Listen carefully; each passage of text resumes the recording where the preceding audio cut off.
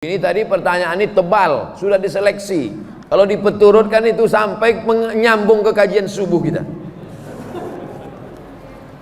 Saking habisnya kertas di Tanjung Gusta, sampai karton pun dipakai orang.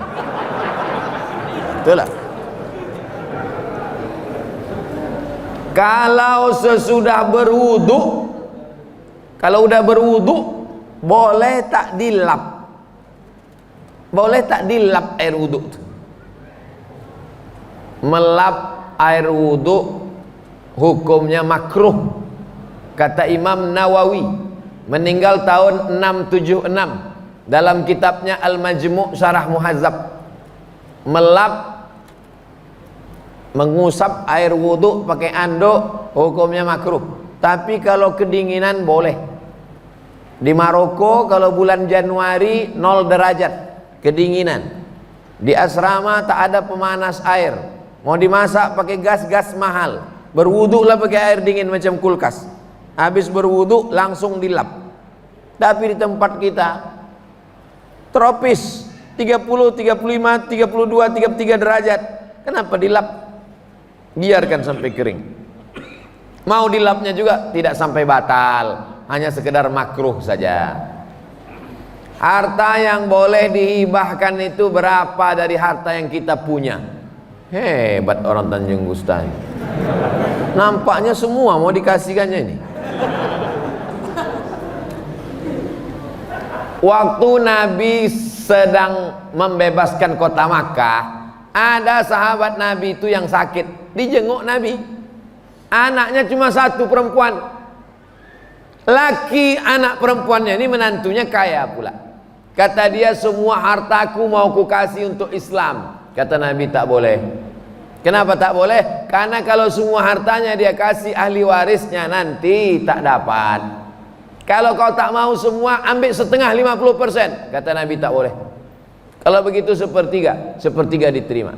Jadi kalau mau mengasih harta, kasih sepertiga. Yang 6, kalau 1 miliar 333 juta, yang 666 juta dibagikan ke ahli waris. Karena udah ada niat kalau dia mati nanti ahli waris tak dapat. Ada seorang laki-laki tak punya anak, hidup sebatang kara. Bagaimana saya memberikan doa kepada kedua orang tua saya sedangkan orang tua saya sudah meninggal dan tidak Islam? Ya Allah, kedua orang tuaku itu hambamu, Kau yang menciptakannya, kuserahkan dia kepada Engkau ya Allah. Begitu bunyi doanya. Tak boleh kita katakan, ya Allah ampunkanlah kedua orang tuaku. Kenapa tak boleh? Karena Ibrahim pernah mencoba dan Allah marah. Maka istighfaru Ibrahim li abihi, istighfar Ibrahim untuk bapaknya, illa am mau'idatin wa'adaha iyyah. Dia pernah berjanji, sa'astaghfirulaka rabbi innaku kana bi hafiya, nanti ku mintakan ampunan untuk engkau ayah. Lalu kemudian ketika mati dimintakannya, Allah marah karena waktu hidupnya melawan Allah Subhanahu wa taala. Lalu kemudian falamma tabayyana lahu annahu aduwwul lillah, ketika sudah jelas bagi dia bahwa ayahnya itu musuh Allah, tabarra'a minhu, dia pun melepaskan diri. Ya Allah, orang tuaku itu hamba Engkau, ciptaan Engkau, kuserahkan dia kepada Engkau ya Allah. Karena kita tak punya daya, tak punya upaya. La haula wala quwata illa billah. Apakah yang saya berikan doa itu diterima Allah SWT? Begitu bunyi doanya. Kalau selama ini doanya lain-lain, robah kepada yang tadi. Ayah dan emakku itu adalah hamba Engkau ya Allah, kuserahkan dia kepada Engkau sesuai dengan keputusan Allah Subhanahu wa ta'ala. Ketika dilihat Nabi menanamkan akidah di Makkah, ibadah praktis seperti sholat pada tahun ke-11, muamalah seperti piagam Madinah, maksudnya interaksi sosial Islam dengan tak Islam, terlihat keseimbangan. Mengapa kebanyakan umat Islam sekarang lebih mementingkan ibadah mahdhah dibanding yang bersifat muamalah? Ibadah mahdhah, sholat, puasa-puasa sunat, zikir-zikir, baca Quran, sibuk dengan itu, tapi kurang pada muamalah, interaksi sosial. Sholat rajin, puasa rajin, tapi tetangga salah parkir, keluar kebun binatang dari mulutnya. Puasa sunat rajin, zikir rajin, tapi cakap kasar. Sholat rajin, puasa rajin, maulid rajin, menceritakan aib tetangga pun rajin, lebih rajin pula lagi. Sholat rajin, puasa rajin, tapi minjam rantang tak balik udah 3 bulan. Ini tidak sesuai antara ibadah mahdoh yang murni, pure, original, dengan muamalah interaksi sosial. Orang yang bagaimana ini? Orang ini adalah jahil, tak mengerti ajaran Islam. Karena sholatnya banyak, puasanya banyak, hajinya banyak, nanti dia tetap dituntut di padang mahsyar. Inilah yang disebut dengan muflis, bukan mukhlis.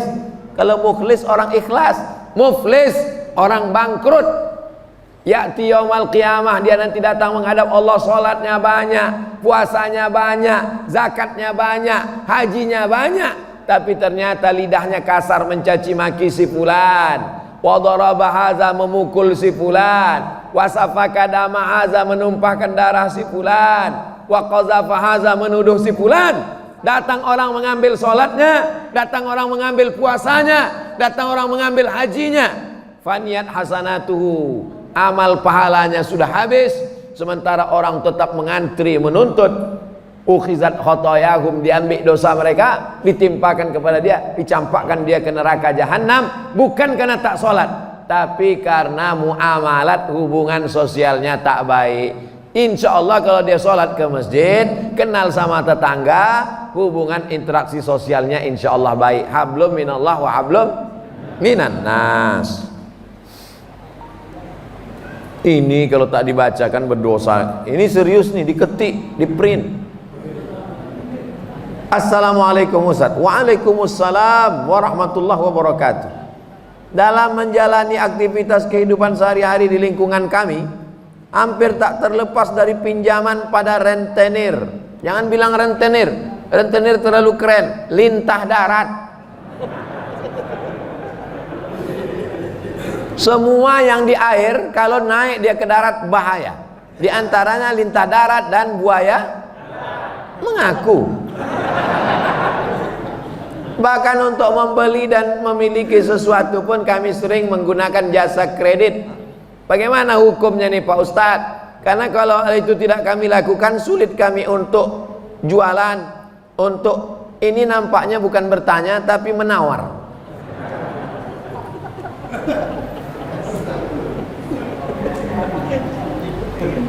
Maka bedanya rentenir pula. Bedanya lintah darat dengan syariat Islam itu letaknya di mana? Lintah darat tidak mau tahu, mau rugi mau untung, yang penting kau bayar bunganya. Dililitnya kita, lama-lama habislah harta kita, lama-lama nyawa kita naik, kumat darah tinggi, jantung koroner mendadak mati. Mati dalam keadaan berhutang di sekeliling pinggang. Na'udzubillah. Mudah-mudahan Allah selamatkan kita dari riba ini insyaallah. Adapun jual beli dengan kredit tapi akadnya barang dengan uang, maka hukumnya boleh. Misalnya Pak Ketua Masjid mau jual sepeda motor ke saya. Ustadz Somad, mau ku jual sepeda motorku ini ke Ustadz. Berapa harganya Pak Haji? Ini 10 juta, Ustadz cicil lah 10 bulan, sebulannya 1 juta. Boleh apa tak boleh? Gimana detailnya Pak Ustadz? Silakan buka handphone, tulis di Google Somad Maroko, Google, tulis di situ SOMADMOROCCO, Somad Maroko. Maroko bukan merokok. Maroko tempat saya kuliah dulu.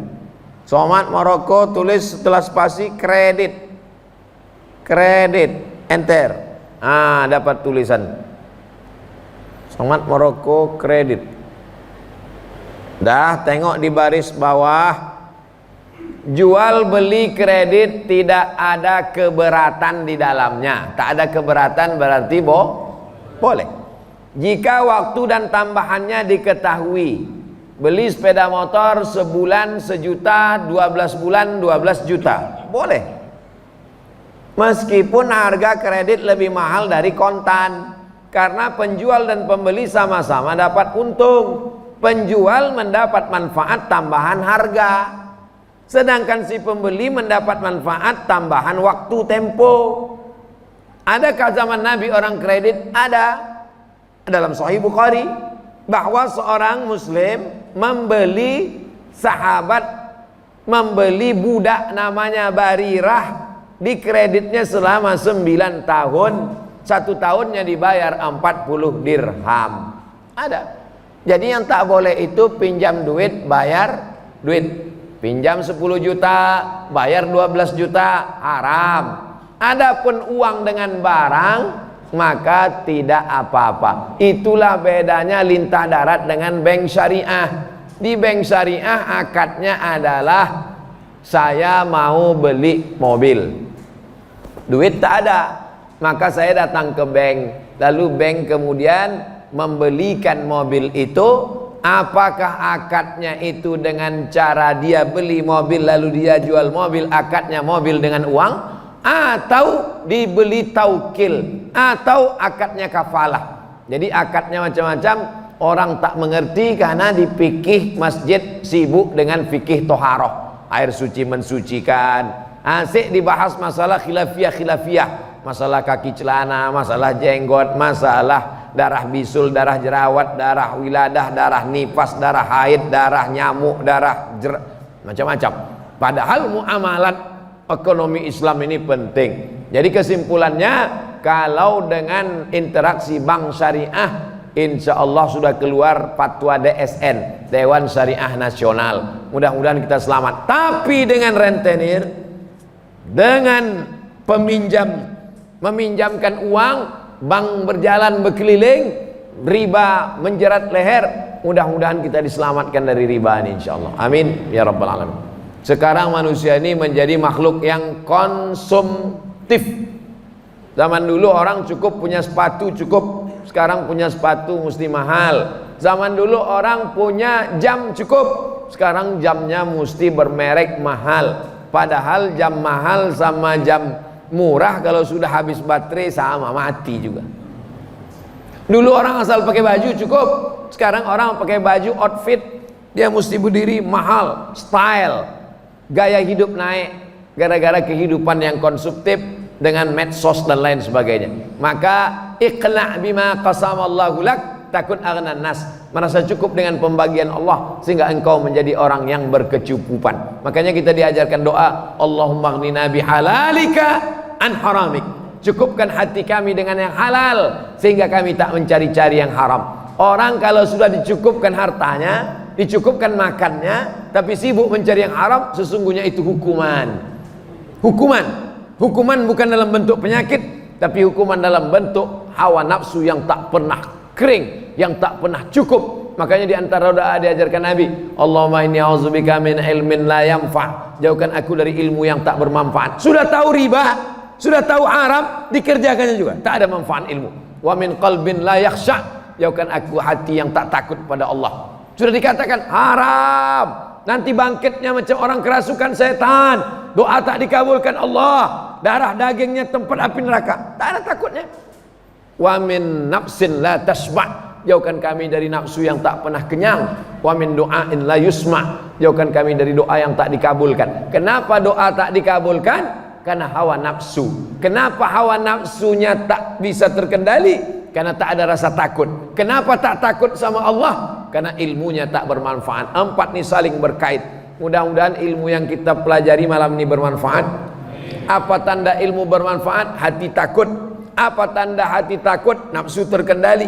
Apa tanda nafsu terkendali? Doa terkabulkan. 4-4-nya kita diselamatkan Allah SWT. Amin ya rabbal alamin. Ala hazin niyah, untuk niat segala yang baik-baik. Al-Fatihah. A'udzubillahi minasyaitonir rajim. Bismillahirrahmanirrahim. Alhamdulillahi rabbil alamin. Arrahmanir rahim. Maliki yaumiddin. Iyyaka na'budu wa iyyaka nasta'in. Ihdinas siratal mustaqim. Siratal ladzina an'amta 'alaihim ghairil maghdubi 'alaihim waladdallin. Amin.